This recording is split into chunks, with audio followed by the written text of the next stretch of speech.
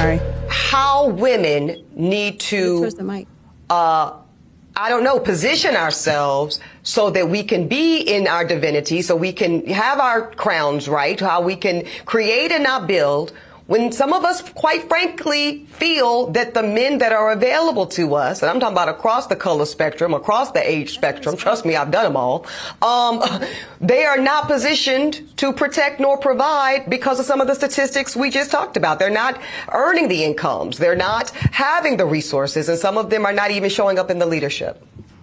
Why do we Would you date a bus driver? Sorry. Would you date if a bus he owns driver? the bus? If he owns it. If he owns the bus. See, that's a problem. That's a problem. That's a problem. Okay. Because the standards and requisites, and I'm not talking about him laying on his sofa playing video games all day. I'm not talking about that. But the standards and the criteria that we use to measure men is off for who we are as women and who they are in this society. I would date a bus driver if he loved driving the bus, if he was a man of integrity, if he was good to his mama, if he treated me well, I would date a bus. His mama, what about being good to me? No, I think she's basically saying. I know, I'm just joking. No, and that's how I knew that. I don't like jokes what like she that. said in the beginning wasn't her response, because when she said that, kind of like shut her up, and it totally like went against everything that she said in the beginning of this video. So wait, what? This reminded me everything that she was saying in the beginning. The girl who she asked, like, would she date a bus driver? That's how I know that wasn't her answer. Lonnie asked, wasn't this her response? And as soon as she started talking, Ayanla, she like kind of like shut her down. But this reminded me of our episode that Alan actually just posted a clip of, would we blue collar workers? So yeah, this was very interesting to see. So it was just like, okay, I feel like all in all, Ayanla was right in setting the standards of how we measure men. But then I kind of started to read the comments, and some people were like 50-50 with, saying, oh, Ayanla's right, or, women in this generation, they look at the wrong things or whatever. But I don't know this woman at all. Erin, your girl. I don't know her at all. Hey, Ebony. But people were saying like, I don't know where Erin got this lip thing from. But it's been happening more and more frequently. People were saying like, oh, but she's like a well-educated and successful woman. Like, why would she, even be looking at bus drivers? Like, why wouldn't she be like looking for someone that is like on her same like standard? She can get so much more from someone that, is in her lane. And I was like, okay, that part I totally get, because that isn't about like measuring a man and what he brings to the table. Well, like it kind of money? No, how much money he brings to the table, but it's just like you're so far in life when someone is not as far as you. Sometimes you're just like, okay, well, what can this man bring to my life that I, don't already have here? So this is how I look at it, right? I feel like when you're at like two different places in your, well, not to say that he's still coming up, because that's probably just where he's at. If he's happy, if this is a career for him and he's happy doing this, this is probably just where he's at in life. I feel like sometimes that might cause issues status-wise, going out, even financially, that might cause some issues, because you still have to take care of yourself, and maybe he can't take care of you the way you take care of yourself financially. I just feel like maybe for her, it would be easier to find somebody on her level that has the same attributes. What? Can I? So this is the thing. One, everyone is allowed to have a preference. When men say, well, my preference is this, and women jump on them, they're right. That's their preference, and they're allowed to have it. So when it comes to that being her preference, I don't think anyone should have anything, ill to say about her and her preference. However, according to what you were saying, I actually agree, because I'm thinking about it. If I meet you, we're around the same age, and I make significantly more than you. And, I like to do things like go out to dinner. We'll just say once a week. And let's not even lie. We'll just say it's $400. Go out to dinner once a week. I like to go on a trip once every 2 months, because I have such a stressful job. I like to, have my yard manicured weekly, not every 10 days. Just everything that like money takes to run your life, and then you're with somebody who doesn't live the same or similar life, I think it's a hard adjustment because they're gonna be like, why are you spending such and such dollars getting your yard done every week? Because I like my yard like that. Because I want to have the yard of the month sign in my front yard. You know what I mean? He's like, well, you could just save money, but I don't want to save money. I'm at an age where I can do what I want to do, and I want to continue doing what I want to do. So I think that's the point where I believe you're like very right about that, And even when it comes to like certain social circles, it makes a difference. If I'm going to, I'm just thinking about my life. If we got philanthropic events to go to, if, people being honored and we got to go to the boule, this and the guardsman that, and we got, like we on boards or I'm on boards and stuff, and you don't even really know how to feel comfortable in those settings, that's a problem because it's going to be embarrassing to me and it may be a point of contention for you. You know what I mean? Because you don't feel comfortable in those settings. You might be like, oh man, all these dudes think that they don't think anything. You feel a way because you're not doing what they're doing or you're not on the same, we'll just say like social level. I just think that's where you're going to find like the most like conflict. Because I don't think she said that because it was about money. I think that she knows a difference between generally the man who does the plumbing versus the man who owns the plumbing service. Right. Because she didn't say, well, hell no. She said if he owns the bus. At some point, he drove the bus, most likely. You know what I mean? It'd be so funny watching women reach for other women. What do you mean reach? Like y'all just be reaching for each other. Well, I'm saying that like compared, like from my perspective. I hear you, and you're entitled to your perspective, right? I don't blame women for being as selfish as they are with money because they never had money and really dispersed it.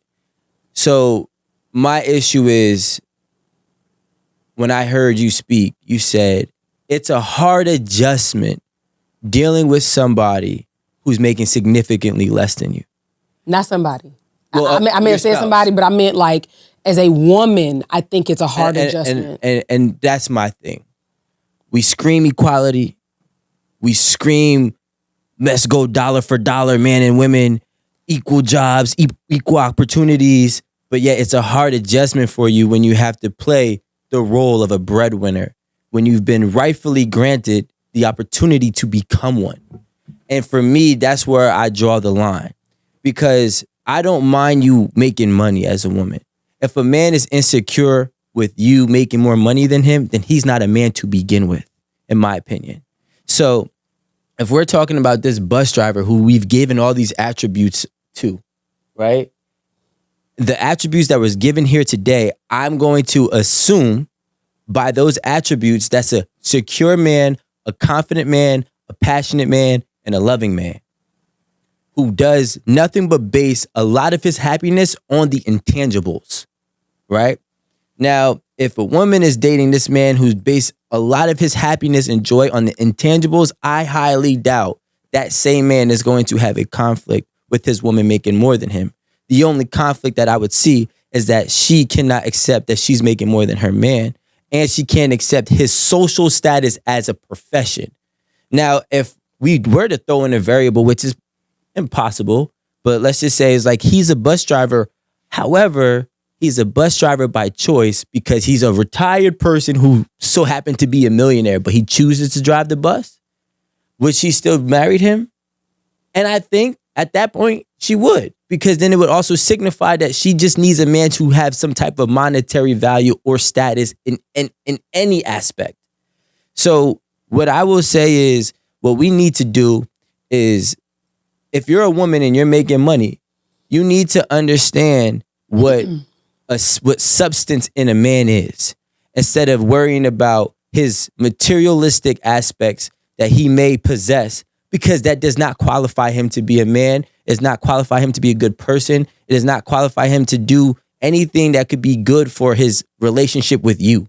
But a man who's willing to do all the things that you need and serve you in all the other ways outside of the monetary aspect if he makes less than you still need to take a chance on him. This is the time where it's not roles are reversed. It's that the playing field has been equalized. That's all it is. Well, I get where you're going with this, but it does play a part. Like we have to be like for real. Like it does play a part because after Aaron, you were gonna talk, I could say that the other adjustment in having someone that makes less than you is you having to adjust your life. All of that stuff that you like, paying for the grass to be, cut every week, like not her. She's good. Or shopping sprees that you usually do. You feeling like you need to cut back so that you don't feel like you're splurging your money all of the time, so that your man can feel more like a man. No, and that's what women need to understand. Like a man does. If a man is a man, he's a man with and he's a man without. If he's only a man with, he is a conditional man. No, okay, but that goes back to the point that I made when I said when a man doesn't have as much as you and can't bring that part of, himself to the table, he can't take care of me how I take care of me. I'm still taking care of myself and he doesn't bring that aspect. So it's like kind of like, okay, well, I have a husband, but yeah, he doesn't really take care of me. He loves me. And, we do all of this other lovey-dovey stuff together and we go out together. But, I still just take care of myself. That kind of takes away from a woman being with a man. Like she wants a man to be a man in that way. Anywho, okay, regardless, he makes around 50 to 70,000 a year. She makes around $500,000 a year. She's making what is that? 1,000 times percent? No. 100 times percent? He makes like 10%. She's making 10 times the amount of money as him. Generally. So with that being said, now when we talk about because it was referenced in this video, wanting a man, I believe, and somebody correct me if I'm wrong, wanting a man to be able to protect and provide, right? The funniest thing and I had this conversation with my girl, I said the funniest thing is women think because a man could buy a house, he can protect that house. A lot of those men still can't protect shit. And you think he's protecting you because he can provide shelter, but he cannot provide protection in any aspect. You don't feel safe walking with him down the street. You don't feel safe walking with him in a room full of pit bulls. You don't feel safe with him anywhere. So you're still not being protected, even though he's financially able to provide certain things. Then on the other aspect is like, well, can a man provide other things? You're talking about taking care of you. Okay, cool. Yeah, you know what? I might not buy the things that you want for yourself, right? You might want all these different types of clothes that cost a lot of money that's out of my bus driver budget, right? But guess what I can do? I can tell you how to put them together. I might teach you how to dress better than what you did. I might teach you how to have more confidence. I might teach you how to be more mindful of your surroundings. I can take care of you in those aspects. I take care of how you may feel. Hell, maybe I'm the one that you may have placed the order online and I'm the guy who's going to go drive and pick it up. But there's gotta be a balance in this take care of, this providing, and this protecting thing because it's used loosely and all of them are not synonymous with certain actions because they can exist without the presence of other actions. I'm gonna say this. Actually, I agree with some of you said, but let's make no mistake. You need money to live, period. Yeah, but you got it. We don't need two incomes if you got enough for both. But that's the thing. He said, would you date? They talking about dating, not marriage. They're talking about just dating. She ain't gonna marry him and she ain't gonna date him. I'm just saying, we're talking about dating. Like, she doesn't even want to venture into that. You know what I mean? I have no desires for any of it. Yeah, and to be honest, she just probably doesn't want to deal. I'm not gonna say her. I'm gonna say I would not want to deal with any of the the backlash of being with a man who may feel a certain way about, how he would like to provide, but he can't. Or how he would like to even do for me, what I can do for myself. Because I don't know about you, but there are a lot of men who are going to feel a way that, they can't keep up something for their wife. This feeling is inevitable. Correct me if I'm wrong on this narrative because this is just my memory. Have we seen the movie in Diary of a Mad Black Woman? After she gets put out, she starts dating this dude. And so she was battling herself in that movie to date a dude who treated her right but made less than the life that she wanted. right? That's what I gathered. There was a That lot he didn't even know the title of the movie. Let me just give it to you like this. So no, because what happened was they got into a fight. I remember because she and he referenced the lifestyle that she had and then walked off on her. And then it took for her to really, that was her defining moment to be like, damn, all the materials that I've had, all the outer body luxuries that I had, don't amount to somebody treating me right. And it was like, damn, like She didn't yearn for that. So what do you guys think about the fact that classism is very prevalent in the dating world? Speaking of classism. And the instance that we were just talking about is, in my opinion, is very much a class thing for her versus it being like a money thing. Because she has money, she can take care of herself. She knows what the numbers are regarding people who look like us and men who would have the same kind of money. So I don't think that she made that statement with it being a money thing. So I'm led to believe that it was a class thing. And I think when you're in the public eye, when you are out and about just socially, like the differences in class makes a big deal. I have a question. It's just an opinion thing. Do you think I'm going to ask the question and give you my reasoning. Do you think it's easier for women to fake class than for men? Because oftentimes men will get a girl who doesn't have anything, and let's say if he's rich or whatnot, and he brings her to the upper echelon class. And, in my opinion, and from what I've seen, she's oftentimes able to adapt to the surroundings and I guess be that trophy wife. But I don't hear a lot of stories or seen a lot of men being able to adapt to being a trophy husband. Why do you think that they don't adapt? I actually love that you asked that question because absolutely. So you think we can't fake it? You can if you Like have not if you have proper resources or you have the money to. You don't have to have the the most money in the world, but if you have a good suit, if you have access to a good wardrobe, you can fake anything you want. I'll give you a perfect example. Let's say we're all in a room. So we're at this function the other week when I wasn't here. And you walk in the room, we have like honorees, we have people who are donating money to the foundation. When she's not here, she's outside being rich. We have money who like donate, people, philanthropy. People who are like donating. People are honored and stuff. To the foundation. And when you walk, so there's a cocktail hour, right? And based on cocktail hours. But what Marie was saying, somebody can spot you. So if you in there holding your champagne glass like this, that's a key indication. Somebody can spot it. Just because you got on might have some Ferragamos on, a nice bespoke suit, like fresh haircut, everything. But you in there holding your champagne like this, somebody's gonna see through it that you are not, in fact, the person you were trying to be. I was just speaking about the outliers, I think outliers are very far and few. Right. Because even when it comes to, a lot of things. So they say you go to school to get the jokes. Like there will literally be jokes that you don't even fucking understand that they're funny because you don't understand the backstory. You don't understand the historical reference. You don't understand comes from not watching the racism for me. No, but I don't get those. My bad. It's the exact same thing. It's the exact same thing. So it's like everybody, and you like I don't get it. Yeah, or you just got the, you know what I mean? But you know what? That's like my biggest thing is like sometimes, not oftentimes, but with classism comes a robotic behavior. And it's like that fake laugh. Like I feel like classism is extremely showcased in Los Angeles, right? It seems like it. Right, if you've been that's probably my personal reality of classism with the fakeness because I was experienced the most of life over there or the highest of life. So like when we say like the laughs and whatnot, it's like nothing is genuine here. Like even the joke that we understand isn't funny, but I laugh because I don't want to be the one that's not laughing.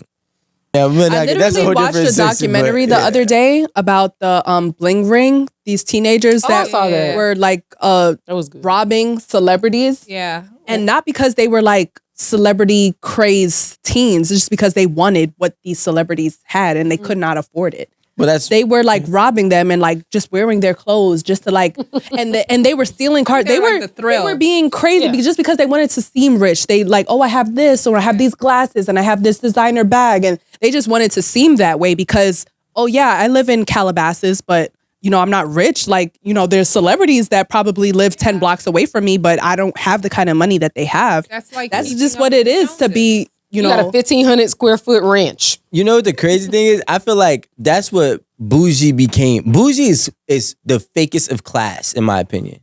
So like when like I can't stand bougie because it's like it doesn't even like your aura doesn't present class.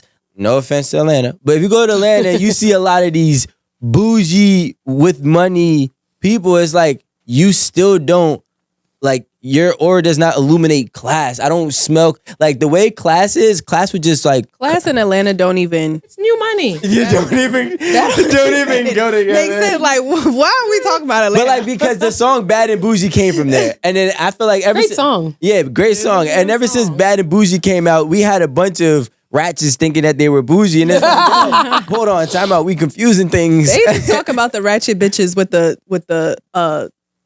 fucking designer bags. That's Yeah. what they talking about. But that's the thing, and They don't know what they're talking about either. to go back to what Marie said is sometimes because you possess something that may cost a lot of money, Expensive. yeah, you think that you are of a different class, but realistically, you just a rich, lower class mentality person. You know what I'm saying? And that's the you can't fake it. Like, you know, here's one thing I give you, Amanda, right? I don't compliment people often. You have great posture. Your posture, to me, is very upper class. Yeah, but not today. Today is a little different. You're a little slouch. Usually, like, you know, maybe it's the Casamigos, you know, and it takes the class out of anybody. The casa and the class don't go together. Guys, so think about it like this. And this, again, goes back to what we were saying, what you initially said earlier. Like, we know class, you can't fake it. Either you have it or you don't. Either you on class level 1 or class level 10, however you want to make it. But you have to think of how different it is for a person who got it out the mud and now they're worth $100 million. You know, yes, they can go in the rooms and buy what they want and do what they want and invest and meet certain people and have certain conversations, but they didn't get their money until, you know, after 40, you know. But then you have people who were born and raised with nannies. They live in their house. You got people whose parents, I mean, and I'm putting this in like realistic terms. You have people whose parents wrote checks for private school tuition every semester. Like in my mind, In kindergarten. I can't even imagine it. Like I literally can't imagine writing a check to a private school, $35,000 for somebody's education. I can't fucking imagine. I mean, but the thing is that like, okay, private school, a lot of us have been in private school at some point in our lives. Not a big deal. Yeah, not me. But I'm saying private college. It could literally be $60,000 a semester. Yeah. This shit is crazy. And again, like, yeah, I got a few coins, but I still can't imagine writing a $60,000 check to anybody's school for somebody's kid to go to college. I just can't. With no sweat, no nothing. Yeah. That's why you got to get smart. Here you go. Go get my checkbook. You know, like that. You know, like your mom used to write a check for your school trip, your field trip. You know, like that. But when you think about it, so you grew up with nannies. Your parents pay for your college tuition. You grew up in a 10,000 square foot home. Your parents have always driven luxury cars. Your parents even have like their donating pool. So you know a lot of times we budget. So we say we're gonna give $10,000 this year. They have a philanthropy budget. You know what I mean? Just shit that like And some people it's normal. To some people it's normal. So how do you put people from these totally different backgrounds, not even backgrounds, but just totally different classes, how they were raised and stuff? Like, how do you even put them together? Like, it's kind of hard to do when you think about it. You grew up eating bully beef. You know, and Wait, what's exactly. bully beef? Exactly. Corned beef. for the Jamaicans. Known as a struggle meal. You going? No. Look, Oodles and noodles. We all know that. I'm being honest. I don't even know what oodles and noodles is. I know it's a noodle, but I don't know if it's like Ramen in a can.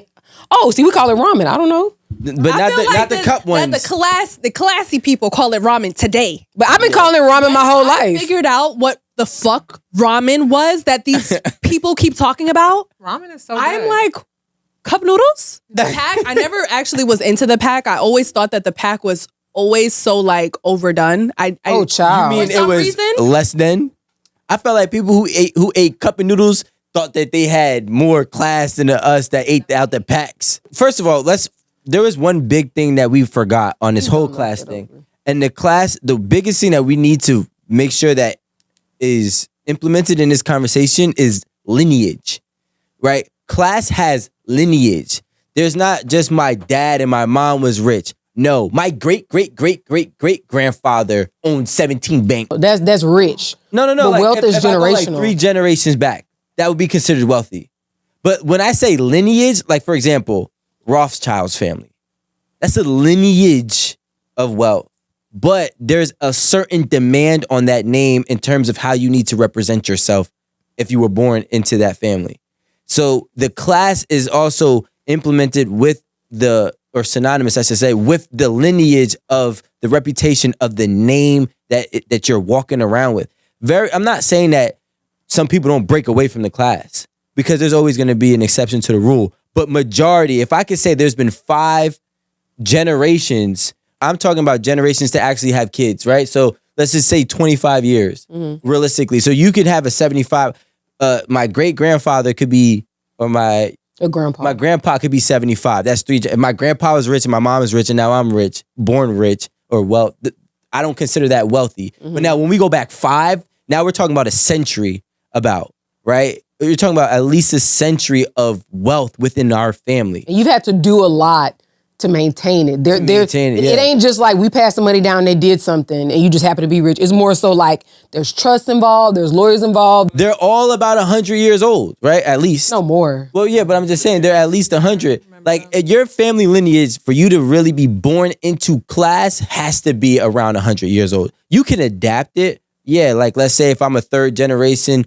born into wealth, I can adapt it because now my family has finally been able to be accepted. If it would be weird for a guy to date a woman who was born into wealth and her family from generations before has been wealthy, what would be different than her making more money in her newly wealth and you're driving a bus? So the difference is money, even new wealth, is different from the pressures of class. There's a certain walk you need to have, a certain iteration you need to have, behavior. Even the way I'm sitting right now, kind of slouch, might not be accepted. So the pressures on how you need to conduct yourself on the day-to-day basis is entirely different than just saying, hey, my girl got money. You know what I'm saying? So like when you're walking into a room, like, so people don't know this, but like obviously we do work outside of here, right? So one of the things that I've been doing, which technically the word isn't broker, but I've been middlemaning in the streets. That's what we would say, big time diamond deals with intermediary work, right? With Jewish people, with buyers and sellers, and the people that I have these big time diamonds. I'm talking about $100 million diamonds. You wouldn't even guess that they would even have that, right? First of all, the way that they conduct themselves and walk around, you just wouldn't even know it, right? They just keep themselves very low key, calm, chill. They're not doing too much. Now, for me, if you said, Rico, here's $100 million diamond, and I sold that shit, it's gonna be hard for me to act like that guy right there. You know what I'm saying? And so like there's a lot of different behavior demands for you to even fit into a class. And then dating a woman who was born into that class and being where I'm from, you know what I'm saying? Just me personally, it'll be the biggest adjustment and culture shock for me ever. Because it'd be like, excuse me, like, you know, remember y'all watch Kanye West, right? Remember when his voice started changing? Yeah. Y'all don't remember when his voice started changing? When? Like in the last 3 years prior to the breakup and all. He started doing interviews and his voice changed. It was like, you ever seen Undercover Brother? No. Oh, his voice went higher. I think I've heard about when this. when Undercover Brother started dating She Devil, right? I don't know. And his voice completely changed. They're like, what kind of shoes do you have on? Like everything about him changed. I feel like that's what class is when you're coming from the bottom dating somebody that was born in. And I think it's a way bigger adjustment than saying, hey, look, yeah, my girl's a, first time in her family millionaire. Okay, Like it's a bigger adjustment, but you would adjust based on the lineage of wealth versus you personally. Yeah. Versus new wealth. Yeah, I mean, because I see the bigger do you picture. think that you would not adjust at all? Like, especially with her taking you out into, her social life, whatever. You wouldn't adjust? So me personally, I would make the adjustment because I see the bigger picture. Even if I had to sacrifice my own happiness, really just so that in that way that my kids, that whoever is What's there to not be happy about? Well, there's a lot of people that struggle with themselves when they're forced to code switch entirely, right? And when you're forced to code switch entirely, you start to lose your identity and you don't even know who you are anymore because you're being what they need you to be. And I understand it, but for me personally, when you're asking me, I can make that adjustment. I can make that sacrifice, even if it's like, yo, the Rico that could be outspoken and super, fun and witty, whatnot. And you're not talking about me now because I'm about to make my own, but you're talking about me in the struggling, coming out of high school. I would think that if I have a person, my person makes more than me, and I'm in this now classy, wealthy social circle, I'm going to try to profit. I'm going to feel inspired in being in these social circles. So what can I do? How can I get in to actually fit in and not just be on her, like her arm candy? You know what I'm saying? Like, you won't have to feel like you're code switching. You won't have to feel like you're out of place. Like, how can I come up? I literally just watched this interview. I don't know if you guys are too familiar with Lotto. She does a little show now on YouTube, and her last episode, I'd be watching it. I'd be tuning in. She did an episode with her sister, and her sister started a business and she wanted to do it by herself, but her Lotto kept saying let me help you. Obviously I'm a big star. I'm famous. I have the money. Let me help you. And it's just if you have somebody very close to you that has the money, and you can have them help you do whatever you want in life. You don't have to think small. Think big. You have somebody help you. The whole mindset and mentality and the culture is different. It's basically you being a lower class person dating a high upper class person is literally the same as being yo, you know what? I'm going to take a black guy and dump him in the middle of Poland and say, figure it out. With no coaching, and then you're just going to be forced to try to you're going to have to, how do I speak this language? You know what I'm saying? You have to learn a literal new life, and not everybody is able to do it. It doesn't even matter what you would want to do, because I think a lot of people want to be in a position to be rich, but you cannot do it because it's an entirely different world, entirely different etiquette, entirely different verbiage, entirely different culture. And so when you realize that, it's damn, am I abandoned? A lot of people struggle with identity because, in my opinion, damn, am I abandoning where I came from? Hell yeah. Am I abandoning? Leave that shit behind. But a lot of people can't. You feel me? I struggle with. Listen, I struggle with trying to get out of the hood, and I'm good, right? So I can't even imagine being being one of the JP Morgan and Chase or whoever family that is. I can't even imagine being in that world and realm and trying to walk around. It's yeah, you can't talk to your mother no more because your mother has no class. She doesn't fit here. And you got to say, okay. That's how serious it gets. You know who's been there, and you know how they treat you and look at you because you're new here. And the art world, all this, that's probably the highest class of people you'd ever meet, right? I had a girl at Montclair State University who was a white woman, and she was bad as hell at that time, smart as hell, but her family, I don't want to say that they were upper or high class, but they definitely came from money for a long time. and we were fucking, right? But she wouldn't date me because she said my parents would never allow me to date a black man. Michael B. Jordan versus other African Americans who come from the same area, Newark, New Jersey, right? He has adapted a whole different behavior and way he conducts himself to, even if he wasn't good stock, they can see the potential in his But stock. that's why I said Carlton wouldn't like Carlton, yeah. But I'm just saying, like, if she was worried about the type of black man that she were to present to her family, I'm thinking Carlton, who has all the markings and the makings He's okay. of people of a certain class, the education, boat shoes, doing a little line in the bathroom, like all the little. I mean, it's on the new Carlton doing lines. The new Yeah, Carlton do that's why I said Fresh Prince of Bel-Air Snow Carlton Boogie. or Bel-Air Carlton. So I think that Carlton would actually be more palatable than Michael B. Jordan because he's gonna talk about going to the polo match and If like all the people in this world who, or not this world, but this country, specifically the people with new money, right? I wish they knew why they bought a Louis Vuitton shoe. You don't. that's a good point. You don't know why you bought that Gucci shoe. You don't know why you're buying Ferragamo and why you're buying Givenchy, right? Not Givenchy. Not Givenchy. Not Givenchy. It's Givenchy. You know what I'm saying? So the people who we're talking about of the upper class know why. They know where Versus just doing they it. know where the leather from, the sheepskin leather that might have been on that LV bag. They know that it was in New Zealand sheepskin. You know what I'm saying? They know all of the actual logistics of these products. So that's the difference between class and just basically trying to fit in and being bougie. People would they say, "Oh, I'm going to this art show. I'm going to buy art," because they know that rich people buy art. But the thing is that a lot of wealthy people buy art so that they can launder money. Yep. So it's the information. But you think you flexing because rich people buy art and you're just emulating what they're doing versus the smart thing, trying to launder money. We're not encouraging laundering money. But it is. This just goes back to information.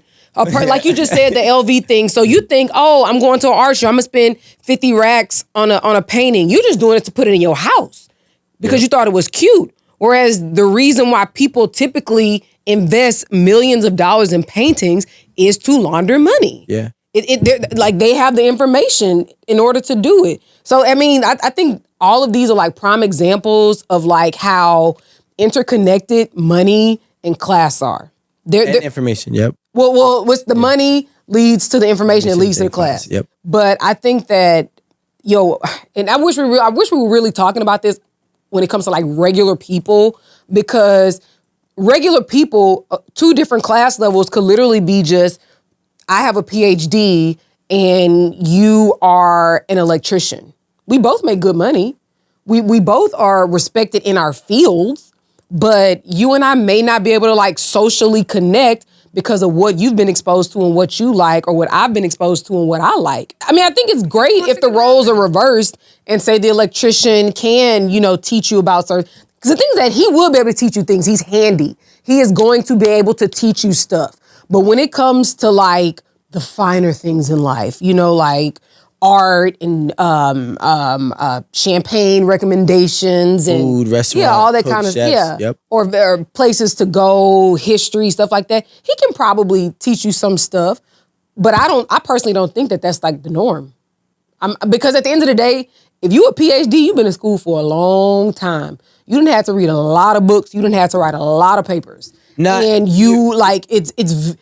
I just don't see how those two worlds can easily come together. But the thing is and going back, it's a lot about the information in your surroundings. See, the thing, if I had to separate it, it's not even the schooling that separates them, in my opinion. What really separates them is your environment after the fact. So like after you do whatever courses that you need to do to become an electrician, and after you do the schooling to become or to get your PhD, let's just say, you're a doctor or a brain surgeon, okay? You're now entering the world of brain surgeons who've been brain surgeons and people who have been of a higher level for 20 years, 40 years, 50 years. So you have 50, like if I just had somebody that was aside of me who's been making, $500,000 a year for 30 years, the amount of experiences and knowledge and and information that they're going to give to me is going to be a lot different than my electrician dude who might be making $200,000 by himself with no other people giving him real class advice. So that's why I can see why that doesn't work. But it's really the surroundings that in my opinion, that is really giving you that information that's so vital to determine your class. Guys, thank you so much for tuning in. This has been a crazy topic. Like, I ain't gonna lie, I wish we could give it like... We'll give it a part 2. No, maybe a part 2. We'll give it a part 2. Because it definitely needs about 12 more minutes, Nah, 35 hours. But I mean, but the thing, you know what? And I think next time we have this conversation, we definitely need to have some numbers around logistics, it. some And data. definitely need to watch some data or Diary data. of the Mad Black See, Woman class people again. say data. New education people say data. Actually, I say both. Actually, I learned in only the 3rd grade in my private school that it's interchangeable. You can say That's why data you looked or at it as an Toronto. opportunity, Miss Third Grade private school, Yeah, whatever. exactly. All right, guys. Thank y'all so much. Aaron. Peace out. Thank you.